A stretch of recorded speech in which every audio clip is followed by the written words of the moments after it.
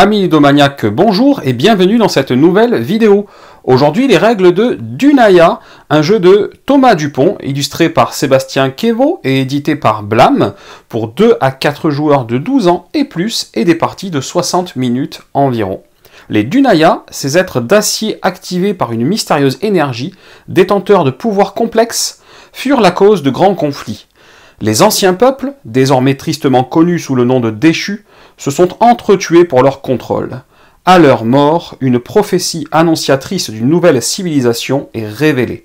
À la tête d'une tribu, devenez le protecteur des Dunaya et prouvez que vous êtes enclin à créer une ère de paix.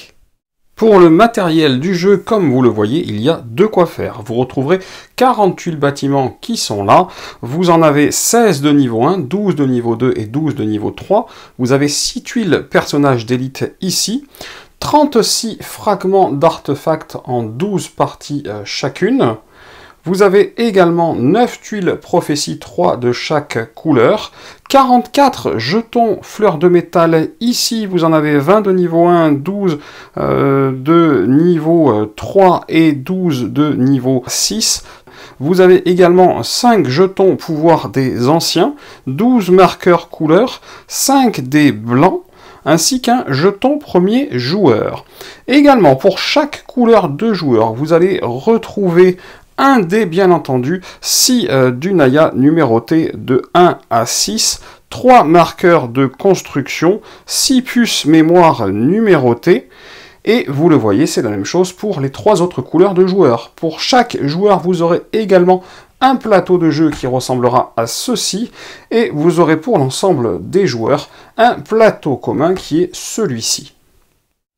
Pour la mise en place du jeu, chaque joueur reçoit un plateau individuel que voici pour moi, avec 3 marqueurs de construction qu'il place ici en bas à droite de son plateau dans les encoches prévues à cet effet, un set de 6 puces numérotées de 1 à 6 à placer ici en haut à droite en face des encoches correspondantes de votre plateau individuel, 6 Dunaya à placer sur votre plateau, les Dunaya sont numérotés de 1 à 6, voici le 1, et vous allez les placer comme cela aux intersections entre chaque lieu, le 1, le 2, le 3, le 4 et le 5 et le 6e Dunaya seront placés aux emplacements que je viens de vous montrer. Vous allez également avoir droit à 2 fleurs de métal par joueur. Également, vous aurez un plateau commun au centre de la table. Le plateau commun, c'est celui-ci, avec 3 anciens ici qui ont été tirés au hasard, qui ont été mis dans les trous correspondants. Les anciens, ça ressemble à ça. Donc là, les 3 qui ont été mis au hasard sont ici. Si vous avez parmi ces 3 anciens celui-là avec ce plus et un rond à côté, il faudra mettre à disposition de l'ensemble des joueurs ces ronds de couleur en plus. Vous allez mettre les 3 piles des 3 types de fragments d'artefacts dans les encoches correspondantes sur la droite du plateau. Également, une prophétie de chaque couleur au hasard sera mise dans les encoches en haut du plateau, c'est-à-dire sur leur côté glacé et mis en pile les niveaux 1, les niveaux 2 et les niveaux 3, et vous allez mettre le premier bâtiment de chaque pile sur la droite également pour qu'il y ait toujours 2 bâtiments visibles. On va rassembler les 5 dés blancs et les dés de couleur de chaque joueur qu'on va lancer, puis qu'on va placer ici en bas du plateau central sous les valeurs correspondantes, sachant que les dés de couleur sont toujours au plus proche du plateau, c'est ce que vous voyez là, et les dés blancs les plus éloignés si possible. Également, sachez que pour une configuration à 3 joueurs, on ne va utiliser que 4 dés blancs et non pas les 5. Les pièces de métal seront mises à disposition de l'ensemble des joueurs en valeur 1, 3 et en valeur 6 ici. Le joueur le plus sage devient le premier joueur. Vous pouvez bien entendu le tirer au sort.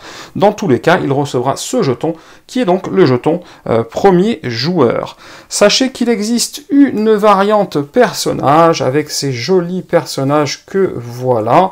Et tout simplement, vous allez choisir au hasard autant de tuiles personnages face cachée que de joueurs plus une. Donc dans mon cas de figure, dans une partie à 4 joueurs, je prendrai 5 tuiles.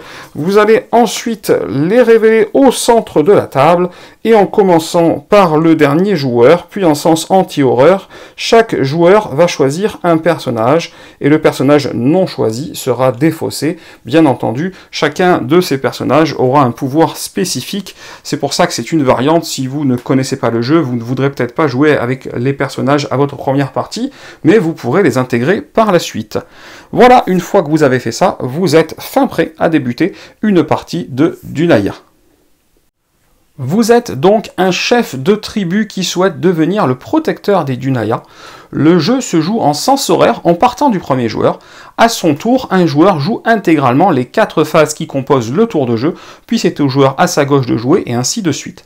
Vous devez d'abord choisir un dé, puis réveiller le Dunaya correspondant. Ensuite, il vous faudra recycler ce dé, et enfin vérifier si vous accomplissez une partie de la prophétie.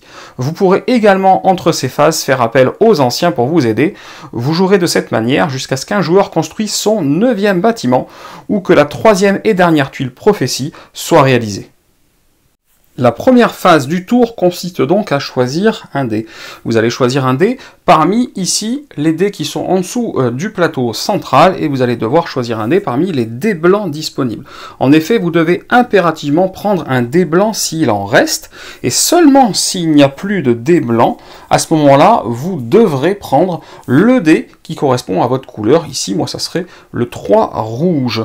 Donc, tout simplement, premier joueur, deuxième joueur, troisième joueur, quatrième joueur, premier joueur. Le deuxième joueur est peut-être le violet, le troisième joueur est peut-être celui-ci, le quatrième joueur c'est celui-ci, et le premier joueur c'est moi, et je prends mon dé à ma couleur. Et donc si au début de cette phase, il n'y a plus de dés disponibles, vous récupérez tous les dés tout simplement, pour les lancer à nouveau, chose que je vais faire, et les replacer comme ça, en dessous du plateau, en prenant soin de toujours mettre les dés de couleur au plus proche du plateau, et les autres dés ensuite. Voilà qui serait fait dans mon exemple, après avoir relancé les dés, la nouvelle configuration à laquelle on aurait droit. Après avoir choisi votre dé, vous allez passer au réveil du Dunaya. Donc vous devez réveiller votre Dunaya correspondant à la valeur du dé choisi. Par exemple, moi j'ai choisi ce 3, je vais donc réveiller ce Dunaya numéroté 3. Les effets de réveil s'appliquent sur 3 choses. D'abord, ils s'appliquent sur les emplacements vides qui vous permettent d'obtenir 2 choses différentes. Donc les emplacements vides, j'en ai plein, j'en ai là, ici, là, en haut ici, et de l'autre côté ici. Tout ça, c'est des emplacements vides puisqu'il n'y a pas de bâtiment dessus. Donc si je réveille mon 3 ici, il va appliquer cet effet et cet effet de réveil sur les emplacements vides. Donc c'est assez simple. Ça, c'est gagner une fleur de métal que je récupère tout simplement dans la réserve. Et ça, c'est en fichier ici une puce correspondant à la valeur du dé et du Dunaya qui s'est réveillé. Donc dans ce cas de figure, le 3 ici, je le rapproche de mon plateau pour l'enficher dans l'encoche correspondante. Ça active également les bâtiments en construction. Si j'avais activé mon 4 ou mon 1, j'aurais activé ici la construction de ce bâtiment. Ça permet de faire avancer le marqueur d'une case vers la droite, chose que je vais faire tout de suite, et si le marqueur atteint la dernière case, celle la plus à droite donc, vous le replacez ici, votre marqueur dans la réserve, et vous retournez le bâtiment sur son côté construit tout simplement. Enfin, ça vous permet d'activer les bâtiments de niveau 2 dont la construction est terminée. Si j'avais activé mon 5 ou mon 2, j'ai derrière un bâtiment de niveau 2 ici dont la construction est effectivement terminée. À ce moment-là, vous gagnez l'effet indiqué au centre de la tuile. Ici, je gagne une fleur de métal, et vous gagnez éventuellement l'effet indiqué dans chaque chevron directionnel, à condition qu'il y ait un bâtiment construit dans la direction vers laquelle pointe le chevron, et que ce bâtiment soit de la couleur du chevron, bien entendu. Donc dans ce cas de figure, là, c'est construit, mais ce n'est pas de la bonne couleur. Ici, c'est construit et c'est de la bonne couleur. Je gagne une fleur de métal supplémentaire dans mon exemple. Alors attention, ça n'active que les bâtiments de niveau 2 et pas ceux de niveau 1 ou de niveau 3. Vous pouvez effectuer vos différents effets de réveil dans l'ordre de votre choix, mais sachez tout de même que si un de vos effets vous fait déplacer votre Dunaya, à moins de le réaliser en dernier, les effets restants seront perdus. La phase 3 du tour, c'est le recyclage du dé. Maintenant que votre dé là a été utilisé, vous devez le recycler en le posant au choix sur un des 4 emplacements du plateau commun central ou sur un bâtiment construit de niveau 1, comme celui-ci qui est de niveau 1, où qu'il se trouve, c'est-à-dire sur votre plateau ou sur le plateau d'un autre joueur. Au niveau du plateau central, les emplacements de recyclage qui sont là-haut n'ont pas de limite au nombre de dés qu'ils peuvent contenir. Le premier emplacement, celui-ci avec ce symbole-là, il s'agit de la mise en construction d'un nouveau bâtiment. Vous allez donc choisir un bâtiment parmi les 6 qui sont là disponibles et en payer son coût en fleurs qui est indiqué tout simplement à droite de chaque bâtiment. Vous allez le poser face construction, donc je peux vouloir choisir ce bâtiment et le poser ici. Voilà, il est face construction, donc du même côté que ce que vous le voyez quand vous vous servez ici, du côté glacé en fait du bâtiment, et vous devez également récupérer un de vos marqueurs construction et le positionner sur l'emplacement le plus à gauche qui indique le symbole du marqueur de construction. Vous devez donc avoir de disponible pour réaliser cette action à la fois un emplacement encore libre sur votre plateau, c'est-à-dire là où il n'y a pas déjà un autre bâtiment, ainsi qu'un marqueur construction. Et si nécessaire, vous révélez une nouvelle tuile. Là, c'est pas le cas puisque je l'ai pris d'ici, mais si je l'avais pris d'ici par exemple, on aurait basculé la tuile et on aurait révélé une nouvelle tuile. Si vous recyclez votre dé ici, donc je ne voulais pas poser le premier coup, mais si vous posez votre dé et que donc vous recyclez votre dé ici, vous allez gagner une fleur de métal tout simplement. Si vous recyclez votre dé ici, vous allez pouvoir déplacer un Dunaya de votre choix sur un emplacement libre de votre plateau. Donc les emplacements libres, c'est tout simplement tous les petits points que vous voyez partout sur le plateau où il n'y a pas de Dunaya. Donc je peux très bien vouloir prendre ce Dunaya et le déplacer par exemple ici, à côté de celui-ci, parce que j'espère pouvoir construire plus rapidement ces bâtiments-là, pourquoi pas. Enfin, le dernier effet qui est celui-ci, c'est d'enficher une puce mémoire. Enficher une puce mémoire au choix, bien entendu. Donc là, je vais pouvoir regarder tout simplement les puces mémoire qui ne sont pas encore enfichées, en choisir une et l'enficher de cette manière-là.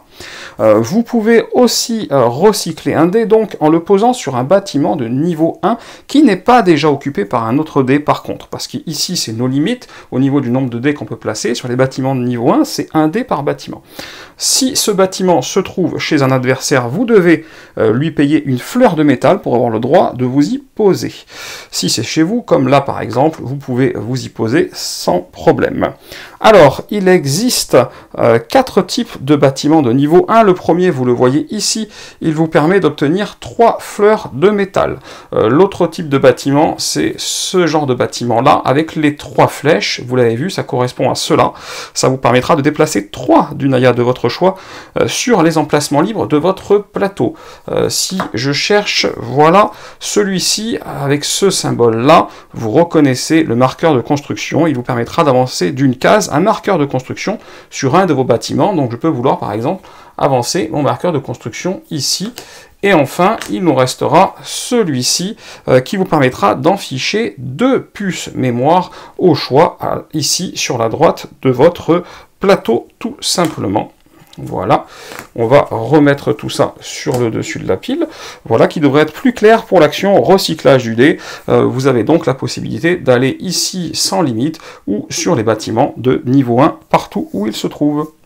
Vous l'avez donc compris, les bâtiments de niveau 1 comme cela servent au recyclage des dés. Les bâtiments de niveau 2 comme celui-ci servent aux effets de réveil des Dunaya. Et les bâtiments de niveau 3 du coup, comme ce type de bâtiment-là, servent eux à marquer des points en fin de partie avec le même système de chevrons que sur les bâtiments de niveau 2. Donc tout simplement, si je prends ce bâtiment de niveau 3, il me vaudra déjà les 3 points, mais il me vaudra 2 points si au-dessus de lui il a un bâtiment violet, 2 points si en dessous de lui il a un bâtiment jaune en fin de partie, etc. Donc voilà au niveau des 3 types de bâtiments. La phase 4 du tour, c'est la phase prophétie, et vous allez y vérifier si vous remplissez les conditions d'une ou plusieurs prophéties qui se trouvent là, au-dessus du plateau. Et si c'est le cas, vous pouvez prendre la tuile correspondante et la placer devant vous.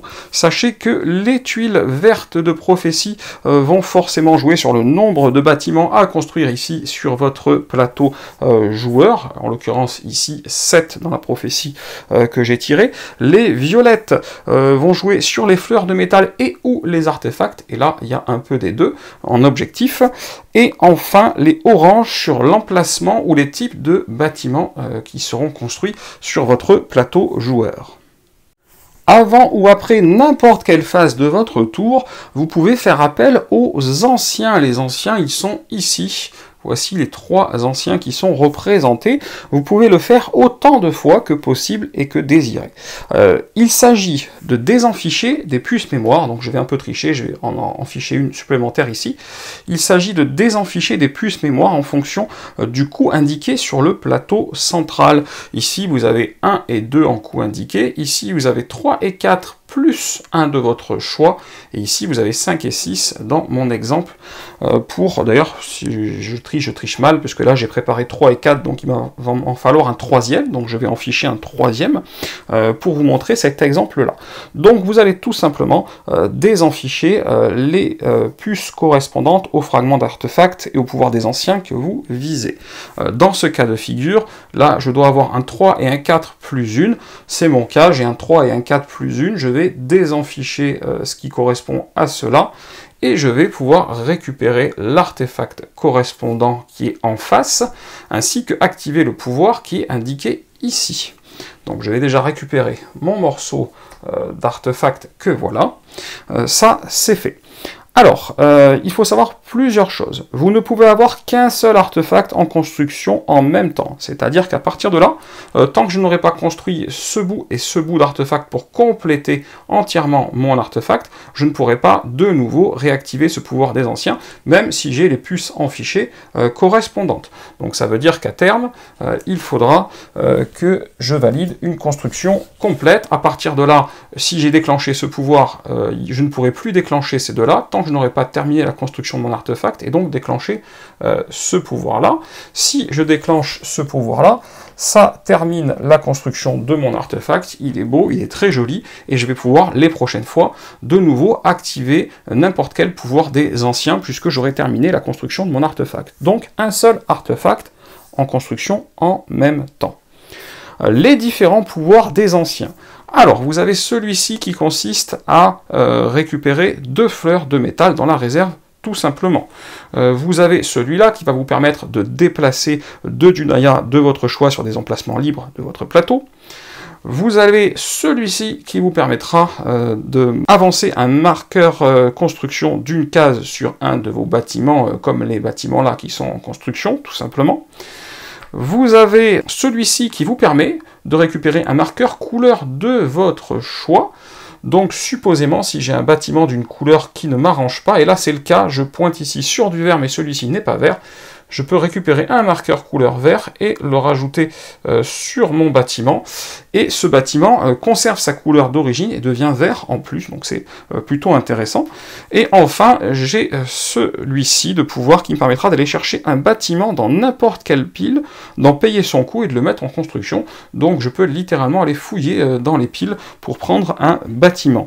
Voilà pour l'appel aux anciens, très utile, donc si vous avez les bonnes puces en fichier, vous pouvez faire appel aux anciens quand vous voulez entre 2 phases pendant votre tour.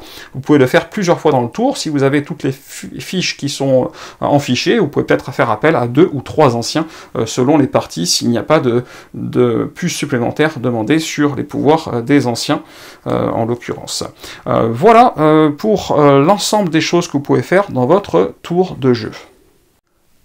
La fin de partie se déclenche lorsque le dernier jeton prophétie ici est pris. Donc par exemple, c'était la dernière prophétie, j'ai mon artefact, j'ai cette pièce de métal avec moi, à mon tour je dis ok, j'ai accompli cette prophétie, je la prends, le dernier jeton prophétie a été pris.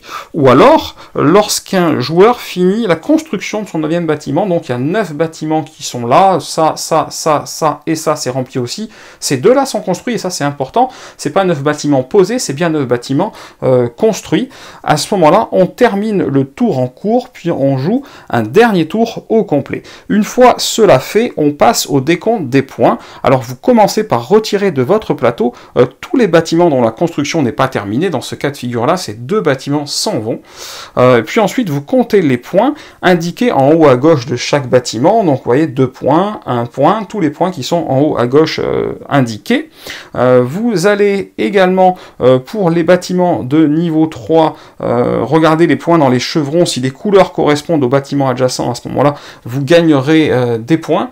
Donc par exemple, si j'avais eu celui-ci de construit là, j'aurais eu les 3 points d'abord, puis 2 points ici, parce qu'il y avait bien un violet là, par exemple. Vous allez enfin obtenir des points pour vos prophéties réalisées, et ça c'est les points qui sont indiqués en haut à gauche des prophéties tout simplement, ainsi que des points selon votre nombre d'artefacts complets, les artefacts que vous avez là, sachant qu'un artefact vaut 1 point, 2 artefacts c'est 3 points, 3 artefacts c'est 6 points, et au-delà c'est 4 points supplémentaires par artefact. Par exemple, pour 4 artefacts, ça sera 10 points. Vous aurez 1 point de victoire pour 3 fleurs de métal. Dans mon cas de figure, malheureusement, j'en ai 8, donc je n'aurai 2 points supplémentaires et pas 3. Et une fois le décompte terminé, c'est en toute logique le joueur avec le plus de points qui gagne la partie. En cas d'égalité, pour départager les joueurs à égalité, c'est celui qui aura le plus de prophéties réalisées. Et si l'égalité persiste, éventuellement, ça sera celui qui aura le plus de fleurs de métal qui l'emportera. Dunaya est un jeu très agréable à jouer pour plusieurs raisons. Alors d'abord, les règles sont très accessibles, mais les choix sont nombreux et les stratégies variées. Ensuite, il est vraiment fluide, et il a de l'interaction entre les joueurs de manière directe pour le recyclage des dés et indirecte pour les nombreux choix de dés et de bâtiments entre autres. Et la course aux prophéties, bien entendu. Enfin, l'univers créé et accompagné par de belles illustrations est vraiment très agréable. C'est un jeu intermédiaire donc qui pourra plaire à un large public et ressortir régulièrement de votre ludothèque. Voilà, comme d'habitude, si cette vidéo vous a plu, vous n'hésitez pas, vous mettez un petit pouce vers le haut, ça fait toujours plaisir, et vous cliquez là en bas à gauche pour vous abonner à la chaîne si ce n'est pas déjà fait. Et chers amis ludomaniaques, je vous dis à très bientôt pour une prochaine vidéo.